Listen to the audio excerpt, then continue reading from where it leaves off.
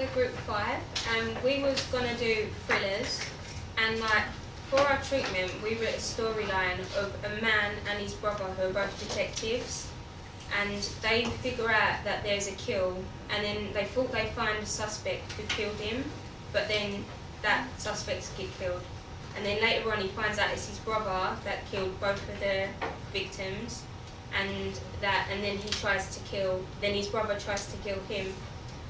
And then the story what we made up is kind of based on like this film called Gothica, where like the killer is someone who you least suspect. Like in Gothica, it was her husband who was raping and killing women. So we thought we'll base it a bit around that.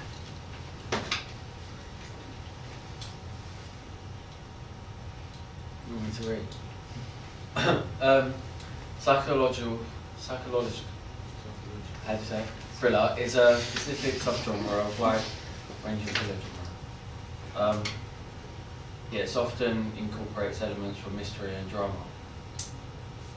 Yeah. Oh, Reece, your group is standing up there. You can join them straight away and remove your eye properly. Carry on, Jamie. That's all I need to say. Oh, okay, sorry. Reece is going to talk. No, Daniel, you can carry on while Reece is sitting.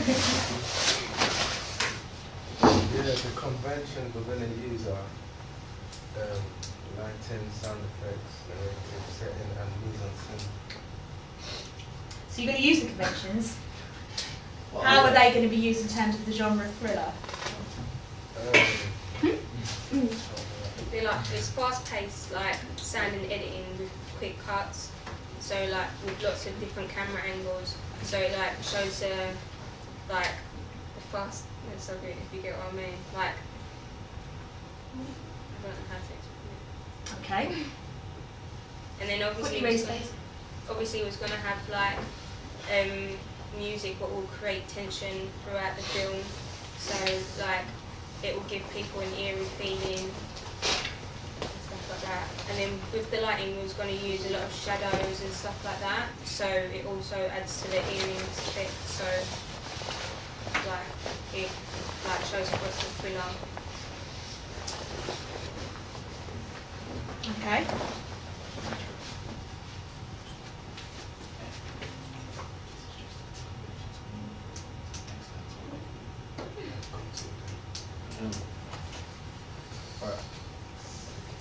Okay.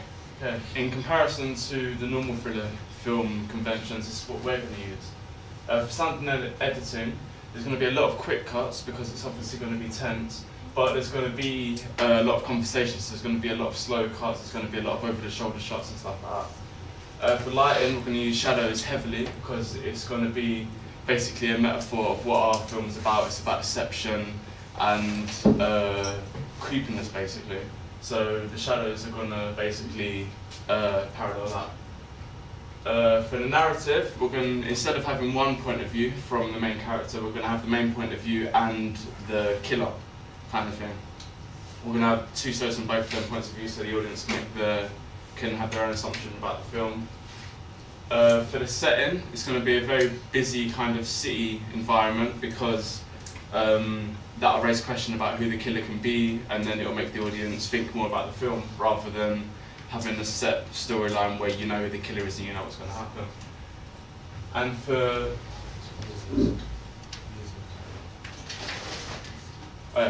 mise en scene, we're going to use a lot of. There's not going to be big kind of guns and explosions and like all props like that. It's going to be subtle kind of props. There's going to be like really small knives and poisons and stuff like that because it's just going to make the film more tense kind of thing. So We also decided that towards the end of the play, like, which will be like what we thought of, we thought that the audience can find out who the killer is, yet the main character will still not know. So then it'll give them a sense that when they see the killer coming towards the main character, you'll feel like, oh no, he's going to kill him, but the main character doesn't know. So it'll be like that kind of suspense where you know what might happen, but the character doesn't. Okay. Anything else? But Harry's going to be quite hard.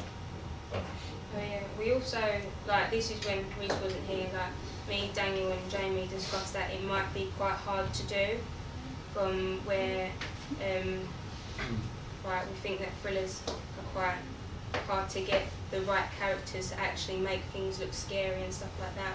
Guess what, in terms of like who Yeah, play the being actors, you psychological. mean? Yeah, because It's like you want more conversations and like tense scenes with like Yeah. background information and just to find out what's happening. Yes. And in an opening clip of a movie, we're not going to get time to show that. So you It's think gonna that be it'll be pretty hard difficult to to set the atmosphere and Yeah. tone of the thriller? So we'll have to have the right characters, what are not comedy kind of people and people who can act seriously and stuff like that. Okay. Anything else that you think might be difficult?